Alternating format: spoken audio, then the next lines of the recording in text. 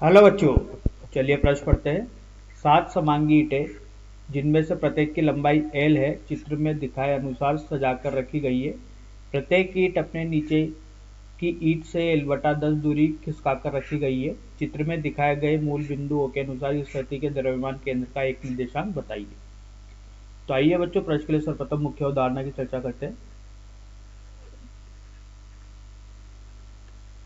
तो देखिए बच्चों, द्रव्यमान केंद्र के निर्देशांक निकालने के लिए बच्चों जो यहाँ पर सूत्र होता है एक स्वयं का, ये होता है बच्चों m1 x1 धन m2 x2 बटे कुल द्रव्यमान। बच्चों यहाँ पर जितने भी द्रव्यमान उपस्थित होते हैं और उनके जो निर्देशांक होते हैं उनको यहाँ पर निकाल के उनका एक निर्देशांक निकाला जा सकता है।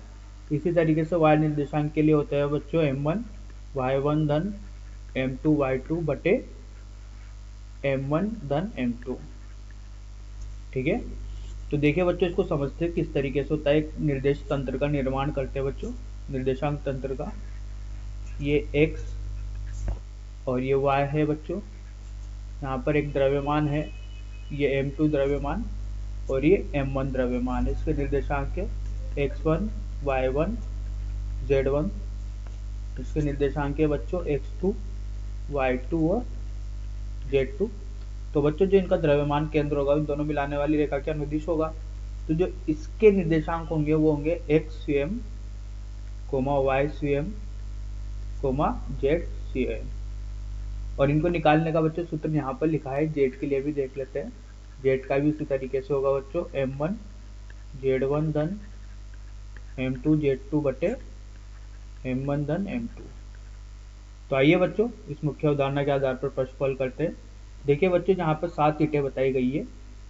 ये 1 2 3 4 5 6 7। प्रत्येक की लंबाई बच्चों यहाँ से L है, इसको एक निर्देशांक माना है। तो बच्चों ये यहाँ पर y निर्देशांक होगा, जो कि बच्चों ये मूल बिंदु है। तो इसके निर्देशांक 0,0 होंगे। अब बच्चों जो पहली रोड है इसका जो यहाँ पर द्रव्यमान केंद्र होगा वो होगा L/2 दूरी पर। अब बच्चों जो दूसरी रोड है इसका द्रव्यमान केंद्र यहाँ की ओर होगा, इसलिए होगा क्योंकि बच्चों इसको L/10 सरका दिया गया है। ठीक है, तो यहाँ से और यहाँ तक की जो दूरी है ये दूरी है बच्चों L/10।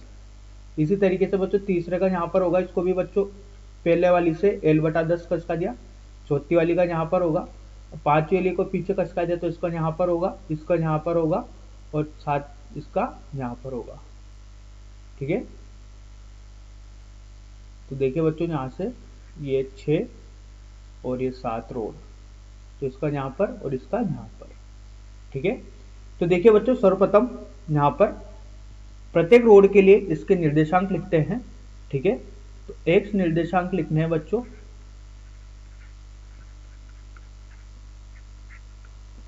पहले के लिए बच्चों जो होगा वो होगा L/2। पहले के लिए जो x निर्देशांक होगा बच्चों ये होगा L/2। दूसरे के लिए जो होगा बच्चों ये x निर्देशांक, इसको x1 x2 नाम दे देते हैं, ये होगा L/2 धन L/10। इसलिए हुआ बच्चों क्योंकि देखिए पहले का द्रव्यमान केंद्र यहाँ, दूसरे का यहाँ पर। ठीक है, तो देखिए यहाँ से यहाँ तक में और दूरी कितनी है L/10। तो L/2 तो पहले ही थी और कितनी और बढ़ गई है, इसको आगे कितना किसका दिया L/10। तो इसके निर्देशांक कितने हो गए बच्चों मूल बिंदु से L/2 10 L/10। अब बच्चों तीसरी के लिए अगर देखा जाए तो x3 का मान जो होगा ये होगा L/2 10 धन L/10 धन L/10। इसे बच्चों अगर चौथी रोड के लिए देखा जाए, ठीक है, तो देखिए चौथी के लिए होगा L/2 धन L/10 धन L/10 धन L/10। इसी तरीके से बच्चों पांचवी रोड के लिए जो निर्देशांक x5 का मान होगा ये होगा L/2 10 L/10 धन L/10। ठीक है, छठी रोड के लिए बच्चों जो होगा वो x6 ये होगा L/2 धन L/10। सातवीं रोड के लिए बच्चों जो निर्देशांक होगा x7 ये होगा बच्चों, ये देखिए बच्चों ये वापस जो है पहले वाली रोड की तरह ही आ गई। तो इसका x से दूरी होगी L/2 द्रव्यमान केंद्र की। अब बच्चों यहाँ पर xm का मान निकालना है। तो देखिए xm के निकालने के लिए यहाँ पर m1 x1 m2 x2 m3 x3 करना पड़ेगा। तो द्रव्यमान तो बच्चों यहाँ पर सभी रोड का जो है वो m ही है, ठीक है। तो लिखते हैं बच्चों m L/2 धन दूसरे के लिए लिखते हैं m, ये होगा बच्चों हल करने पर 6L/10। तीसरे के लिए लिखते हैं बच्चों, तो ये होगा m 7L/10। चौथे के लिए लिखते हैं तो ये होगा m 8L/10। पांचवे के लिए लिखते हैं बच्चों तो ये होगा m 7L/10। और छठे के लिए होगा बच्चों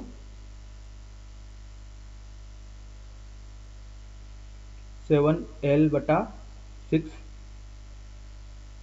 अब देखिए बच्चों आगे ये होगा m 6L/10। छठे रोड के लिए होगा बच्चों 6L/10 और सातवें रोड के लिए होगा m L/2 बटे कुल द्रव्यमान। तो कितने हैं बच्चों रोड 7। तो m धन m धन m धन m धन m धन m धन m। तो इसको हल करने पर बच्चों जो इस पूरे तंत्र का x निर्देशांक आता है, ये आता है बच्चों 22L/35। तो यही अपने प्रश्न का उत्तर है बच्चों। आशा करता हूँ आपको यह समझ में आया होगा। धन्यवाद।